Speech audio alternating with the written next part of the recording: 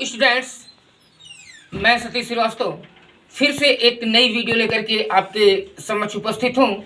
Exam fact creator YouTube channel पर आपको पग पग पर सजेस्ट करने वाला आपका अपना टीचर, अपना गाइड, अपना साथी सतीश श्रीवास्तव। विलंब न करते हुए आते हैं तुरंत। केमिस्ट्री पोर्शन चल रहा था, पिछला जो भी वीडियो गया उस वीडियो के तहत केमिस्ट्री से रिलेटेड बहुत सारे शॉर्ट क्वेश्चन बच्चों ने तैयार कर लिए होंगे। अब उससे आगे बढ़ने के लिए आप लोग क्रियाशील हो जाएं। क्वेश्चन है पहला हमारा, संयोजन अभिक्रिया से आप क्या समझते हैं? संयोजन अभिक्रिया से आप क्या समझते हैं?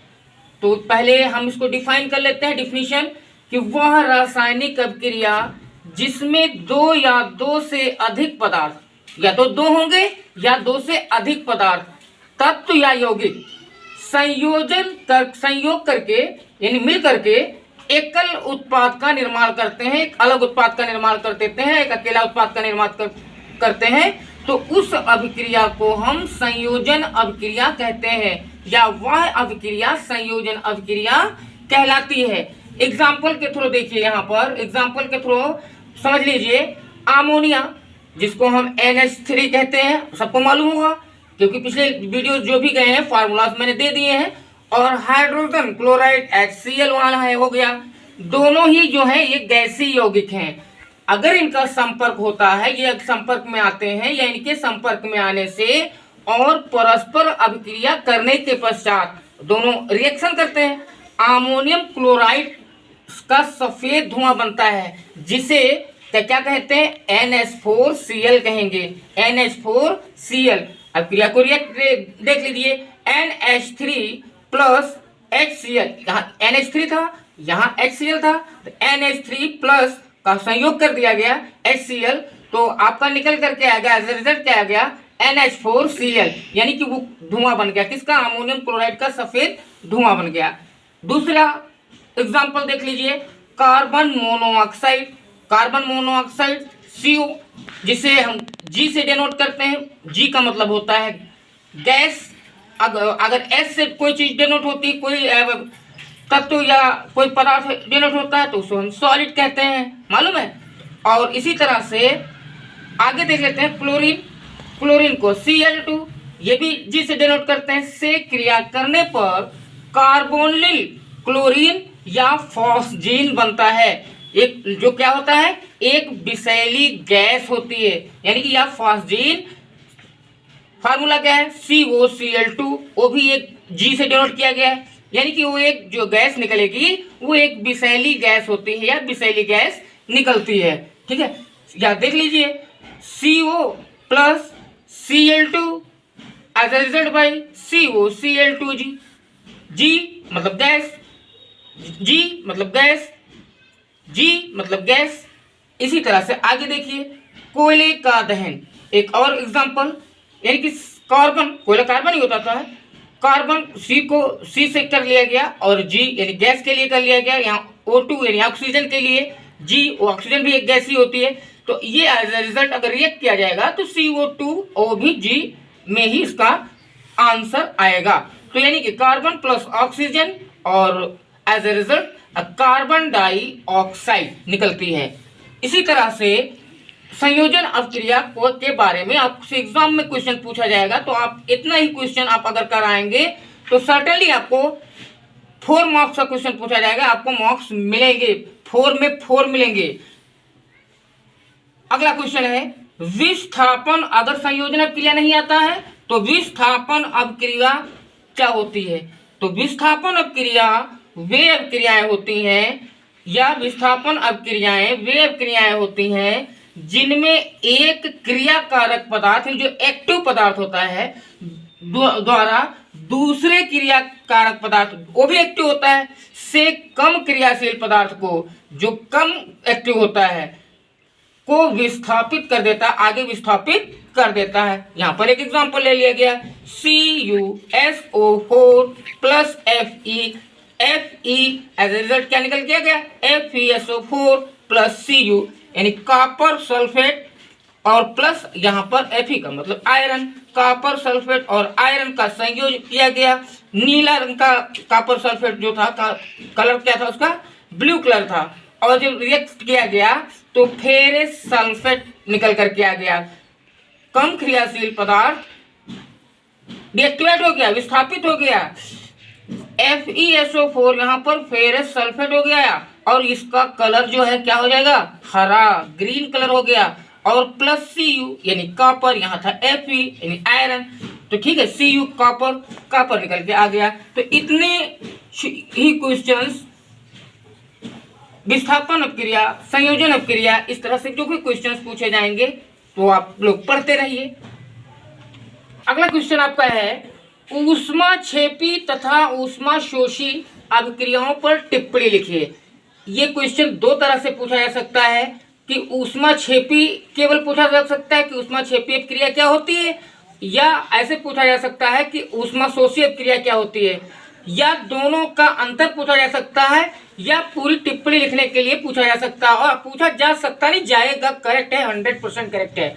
तो आंसर आपका है, सबसे पहले हम तो परिभाषा देते हैं। परिभाषा क्या है, सामान्यतया रासायनिक, पहले तो हम जान लेते हैं अब रासायनिक अभिक्रियाएं जो होती है जो ऊष्मा परिवर्तन के साथ संपन्न होती हैं, और ऊष्मा परिवर्तन के आधार पर रासायनिक अभिक्रियाओं को दो भागों में बांटा गया है। किसमें, कितने भागों में बांटा गया है, दो भागों में। एक भाग है ऊष्माक्षेपी और दूसरा भाग है ऊष्माशोषी। दो पार्ट इसके हैं, दो प्रकार की अभिक्रियाएं होती हैं। तो ऊष्माक्षेपी अभिक्रियाएं वे, इसको हम परिभाषित कर लेते हैं, वे रासायनिक अभिक्रियाएं जिनमें क्रिया के फलस्वरूप जब एक्शन होता है, एक्टिविटीज होती है, रिएक्शन होता है, तो वे रासायनिक अभिक्रियाएं जिनमें क्रिया के फलस्वरूप ऊष्मा उत्पन्न होती है ऊष्माक्षेपी अभिक्रिया कहलाती है। ये आपको परिभाषा लिख देना है और फिर यहाँ पर उसको रिएक्शन कर देना है। CH4 आप जान रहे हो मीथेन होता है, G से डिनोट करते हैं, गैस के लिए सिंबल है। 2CO2, O2 तो आप भी जान रहे हो ऑक्सीजन है, O भी G से डिनोट करते हैं। जब रिएक्ट किया गया तो CO2G यानी कि कार्बन डाइऑक्साइड गैस निकल आई, और H2O यानी कि जल यानी पानी निकला, और प्लस ऊष्मा, उसमें कुछ गर्मी भी, हीट भी आपको दिखाई पड़ेगी, मिलेगी। अगला आपका क्वेश्चन कह रहा है कि ऊष्माशोषी अभिक्रियाएं क्या होती हैं। तो सबसे पहले हमारा काम यही होता है कि ऊष्माशोषी अभिक्रिया आप समझ लें कि वे रासायनिक अभिक्रियाएं जिनकी प्रगति में कुछ ऊष्मा का शोषण होता है, जिनकी प्रगति में कुछ ऊष्मा का शोषण होता है, ऊष्माशोषी अभिक्रियाएं कहलाती हैं। ऊष्मा का शोषण का मतलब है कि ऊष्मा अवशोषित कर लेती हैं। जैसे 2HgO या HgO का मतलब आप जान रहे हो मर्क्यूरिक ऑक्साइड होता है, मर्क्यूरिक ओ लग गया तो ऑक्साइड हो गया, ये 2 तो आपका प्लस में जाएगा प्लस ऊष्मा, इसमें ऊष्मा, तो ये जब रिएक्ट किया जाएगा तो 2G जो मरकरी में आएगा, और L कर दिया गया, L मतलब लिक्विड, सॉलिड, लिक्विड, गैस, ये जो अवस्थाएं होती हैं, L मतलब लिक्विड, प्लस O2 यहाँ G डोनेट किया गया यानी कि ऑक्सीजन, रिजल्ट में मरकरी और प्लस ऑक्सीजन, रिजल्ट में आप क्या आएगा। अगला है अपचयन से आप क्या समझते हैं, बहुत ही इंपॉर्टेंट क्वेश्चन है। अपचयन से आप क्या समझते हैं, तो पहले हम तो परिभाषा जाने कि अपचयन भाई होता क्या है। वह अभिक्रिया जिसमें पदार्थों से ऑक्सीजन का योग, जिसमें जो मेटल्स होते हैं उसमें ऑक्सीजन का योग या हाइड्रोजन का ह्रास हो, या तो हाइड्रोजन का हरासमेंट हो जाए, या और आगे पदार्थ से इलेक्ट्रॉन निकल जाए, उस क्रिया को उपचयन क्रिया भी कहते हैं, अपचयन क्रिया कहते हैं। और इसी क्रिया को अगर एग्जाम में घुमा के पूछ लेता है कि ऑक्सीकरण क्या होता है, तो इसी क्रिया को, यही परिभाषा ऑक्सीकरण की भी होगी, तो उस क्रिया को क्या कहेंगे, उपचयन या ऑक्सीकरण क्रिया कहा जाता है या कहलाती है, वह क्रिया कहलाती है। तो ये इसको आप डिफिनीशन का लिख लीजिएगा। और एग्जाम्पल में पहला यहाँ पे 2Cu मतलब कॉपर, प्लस O2 मतलब ऑक्सीजन, और as a result copper oxide 2CuO copper oxide. और इसमें दूसरा एक रिएक्शन है। इसी तरह से CsNCl2 plus Cl2 as a result SnCl4। यहाँ पे आप लोगों ने देखा होगा कि जो क्या हो रहा है, ऑक्सीजन का संयोग हो रहा है, ऑक्सीजन का संयोग हो रहा है। और एक बार और बताया कि हाइड्रोजन का ह्रास। तीसरा चीज वो कह रहा है कि जो परिभाषा कह रही है कि यह पदार्थ से इलेक्ट्रॉन निकल जाए। यहाँ देख लीजिए Na, यहाँ Na प्लस में यानी धनायन लगा हुआ है, प्लस इलेक्ट्रॉन निकल जाए यानी कि ऋणायन, ये ऋण का निशान यानी ऋणायन का निशान आपको वहां पर देना होगा। There are so many kinds of the reaction, बहुत सारी रिएक्शन है, लेकिन फिलहाल आपको इतनी रिएक्शंस आप दे देंगे। अपचयन और ऊष्माशोषी क्या है, ऊष्माक्षेपी क्या है, ठीक है। विस्थापन अभिक्रिया किसे कहते हैं? अगला क्वेश्चन हमारा आ गया है, विस्थापन अभिक्रिया किसे कहते हैं? याद रखिएगा बच्चों, बहुत ही इंपॉर्टेंट क्वेश्चन मैं ये दे रहा हूं, आप लोग पढ़ते रहिए, मेहनत करते रहिए। तो विस्थापन अभिक्रिया किसे कहते हैं? तो पहले है वे अभिक्रियाएं, इसको इन्वर्टेड कॉमा में बंद कर देते हैं, वे अभिक्रियाएं जिनमें किसी यौगिक, अब पिछले वीडियोज में मैंने बताया है तत्व तो क्या होता है, यौगिक क्या होते हैं, मिश्रण क्या होता है, आप लोग पढ़ते रहिए। वे अभिक्रियाएं जिसमें किसी यौगिक में उपस्थित एक तत्व का स्थान कोई दूसरा तत्व ले लेता है, विस्थापन या हम उसको प्रतिस्थापन अभिक्रिया भी कहते हैं या प्रतिस्थापन अभिक्रिया कहलाती है। इस प्रकार की अभिक्रिया में आयनिक प्रकृति नहीं होती, आयनों की कोई धनायन ऋणायन की कोई प्रकृति नहीं होती है। ये अभिक्रियाएं एकल विस्थापन अभिक्रियाएं होती हैं। अब यहाँ हम इन्वर्टेड कॉमा बंद कर देते हैं, क्योंकि डिफिनीशन लिखने के लिए और याद करने के लिए भी हम आपको बता दे रहे हैं कि डिफिनीशन जब भी करिएगा कोई चीज सटीक डिफिनीशन देना होता है। एग्जाम्पल लेते हैं, CuSO4 में प्लस Fe अगर मिला दिया गया तो FeSO4 और Cu अलग आपका आ गया, तो ये है विस्थापन अभिक्रिया, ठीक है। नेक्स्ट है द्विविस्थापन अभिक्रिया किसे कहते हैं, या द्विविस्थापन अभिक्रियाएं क्या होती हैं? क्वेश्चन किसी तरीके से पूछा जाए तो वे अभिक्रियाएं जिनमें अभिकारकों के आयनों का विनिमय होता है द्विविस्थापन अभिक्रियाएं कहलाती हैं। ये अभिक्रियाएं आयनिक प्रवृत्ति की होती हैं। पहले मैंने बताया कि विस्थापन अभिक्रिया जो होती है आयनिक प्रवृत्ति की नहीं होती हैं, और जो द्विविस्थापन अभिक्रिया होती हैं ये आयनिक प्रवृत्ति की होती हैं। एग्जाम्पल के तौर पर इसमें AgNO3 plus NaCl, AgCl, AgCl यहाँ था, इधर आ गया, Na साइड बदल गई और O3 यहाँ था, इस साइड में आ गया। तो इसे कहते हैं द्विविस्थापन, डबल जो रिप्लेसमेंट होता है, double replacement reaction into the chemistry. Next है वियोजन अभिक्रिया क्या होती है? तो सबसे पहले वियोजन अभिक्रिया को हम बताएंगे कि वियोजन अभिक्रिया होती क्या है। तो वह अभिक्रिया जिसमें एक यौगिक वियोजित होकर दो या दो से अधिक पदार्थों में परिवर्तित हो जाता है, वियोजन अभिक्रिया कहलाती है।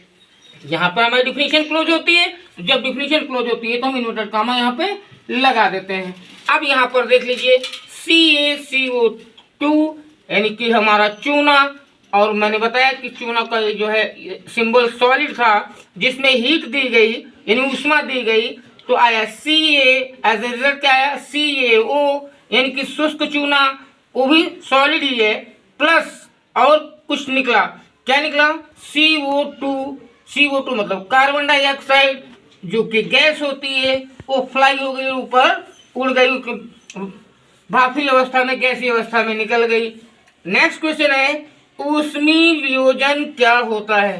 तो डिफाइन करो कि ऊष्मीय वियोजन होता क्या है। तो जब एक वियोजन अभिक्रिया में अभिकारकों को गर्म करने पर उत्पाद प्राप्त होता है, गर्म करने पर जो उत्पाद प्राप्त होता है तो वह अभिक्रिया ऊष्मीय वियोजन अभिक्रिया कहलाती है। तो बच्चा लोग ध्यान रखिए, इस तरह से लगातार आपको हर सब्जेक्ट के नोट्स में प्रोवाइड करता रहूँगा। आप लोग पढ़ाई करते रहिए, एक से एक ज़बरदस्त टेक्निकल चीज़ें मैं आपको देने वाला हूँ। थोड़ा सा टाइम का अभाव जिसके कारण से एक दिन में मैं एक ही वीडियो 2 वीडियो डाल पा रहा हूँ। पढ़ाई करते रहिए, एग्जाम फैक्ट क्रिएटर को लाइक और शेयर करते रहिए, एग्जाम फैक्ट क्रिएटर यूट्यूब को आगे बढ़ाते रहिए और अध्ययन करते रहिए। निसंदेह आपका साथी, आपका टीचर एस.के. श्रीवास्तव आपको एक एक चीज़ के बारे में अवगत कराएगा। That's all the best, take care. मिलते हैं नेक्स्ट वीडियो में।